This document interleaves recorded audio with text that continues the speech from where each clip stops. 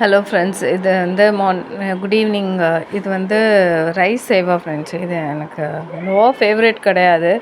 பட்டு சும்மா எப்போயாவது கை கொடுக்குமேன்னு வாங்கி வச்சுருப்பேன். இது ஃபஸ்ட்டு அந்த தண்ணியில் போட்டு நல்லா கொஞ்சோண்டு உப்பு போட்டு அது 5 மினிட்ஸ் கொதிக்கிற தண்ணியில் மூடி வச்சிட்டோன்னா அதை ட்ரெயின் பண்ணிவிட்டு வாட்டரை நம்ம என்னவா வேணால் பண்ணிக்கலாம். லெமன் புழிஞ்சால் லெமன் சேவா, டேமரைண்ட் அந்த புளி தண்ணி ஊற்றினா அது வந்து இந்த சேவா,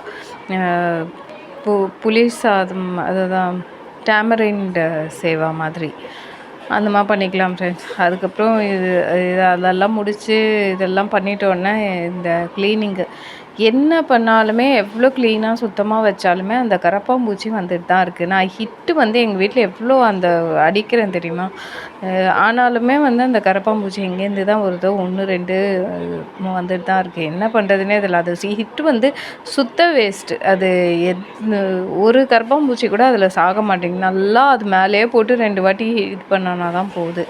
அப்புறம் இன்றைக்கி அம்மா வீட்டுக்கு போயிட்டேன்னா அங்கே போனோடனே அந்த லாவா கேக் வாங்கிட்டு வந்து சாப்பிட்டுட்டு இருந்தா. அங்கே ஒரு லிட்டில்னு சொல்லிட்டு ஒரு குட்டி பப்பி இருக்குது, எங்கள் அண்ணன் பொண்ணு வளர்க்குறா. அது வந்து அதை பார்க்குறதுக்கு இவளுக்கு ஒரு டைம் பாஸு. அதுக்கிட்ட போய் விளாடுறது. 2 பேரும் அதுக்கு வந்து பால் கொடுத்து ஊட்டிட்டு அது எவ்வளோ அழகாக குடிக்குது பாருங்களேன். அது எங்கேயோ ரோட்லேருந்து அது குட்டியாக பப்பியாகவே அந்த பிறந்தோடனே அங்கே கார் கீழே இருந்துச்சுன்னு எடுத்து வளர்க்குறாங்க. சும்மா வீட்டில் அப்படி சைடில் வச்சுருக்காங்க. அது அழகாக பால் பசிக்குதுன்னு நினைக்கிறேன். 2 பிஸ்கெட் சாப்பிட்டு பால் குடிக்குது அழகாக. அப்புறம் நைட்டு வந்து இந்த சாம்பார் ரைஸும் உருளைக்கிழங்கு அங்கேருந்து கொண்டு வந்தேன். அதுமே வச்சு நான் தோசை ஒரு 2 சுட்டுவிட்டேன் ஃப்ரெண்ட்ஸ். அவ்வளோதான். இன்றைக்கி பெருசாக ஒன்றும் நான் சமைக்கலை. இவ்வளோ தான் சமைச்சேன். Eat at least different fruits and vegetables every day. 5 different தான். ஒன்று சாப்பிட்டாலே போதும். அதுவுமே நம்ம பண்ண மாட்டேங்கிறோம்.